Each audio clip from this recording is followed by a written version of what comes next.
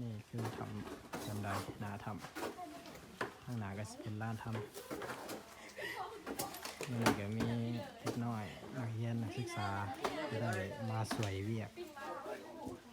มาขนควายมาเห็นบุญเป็นอานิสงส์นักศึกษานักเรียนนี่กว้างเวียกขยับก็ได้มาสวยเวียกมาสร้างดินสร้างหินกอยปูนสวยมาเขมรในการเฮ็ดเวียกเฮ็ดงานสวยแล้วได้ต้อนรับในครูบาอาจารย์ผู้ที่จะได้มาปฏิบัติธรรมในสถานที่แห่งนี้ในครูบาอาจารย์ก็สามารถมาปฏิบัติได้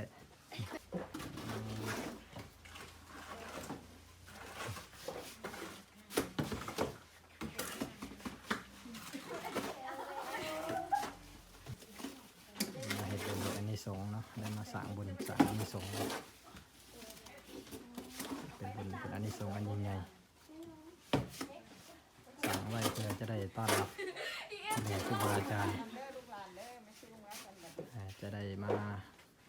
ประพฤติปฏิบัติธรรมในสถานที่แห่งนี้ในการในต่อหน้าไปนี้ครูบาอาจารย์หรือว่าญาติโยมจะได้มาปฏิบัติธรรมและก็ได้มาสมโภชพระอยู่ในสถานที่นี้นะไม่ได้เป็นหินชื่อไม้สินานแหละพระเพิ่นเป็นนางทางงานเฮ็ดเวียกทางปฏิบัติแล้วก็มีส่วนญาติโยมให้เขามีซี่นักเรียนนักศึกษามาสวยเวียกสวยงานมื้อนี้ว่าใกล้สำเร็จแล้วอีกไม่เดียวประมาณ5 นาทีก็เรียบร้อยแล้วสิได้พาไปเบิ่งถ้ำลึกลับทางในเนาะมี 2-3 หม่องที่ได้ไปเบิ่งวัยรุ่นนักเรียนนักศึกษาม.ปลายมาสวยเวียก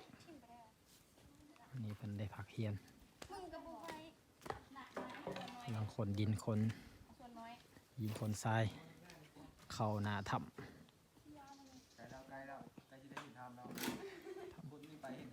ทำจันได้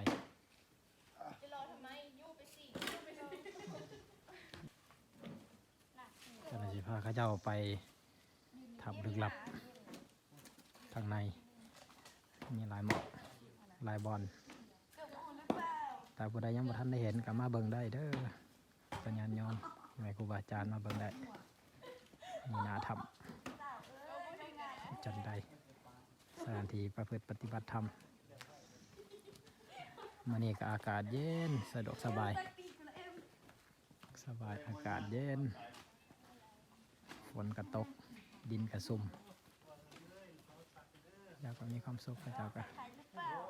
มาถ่ายรูป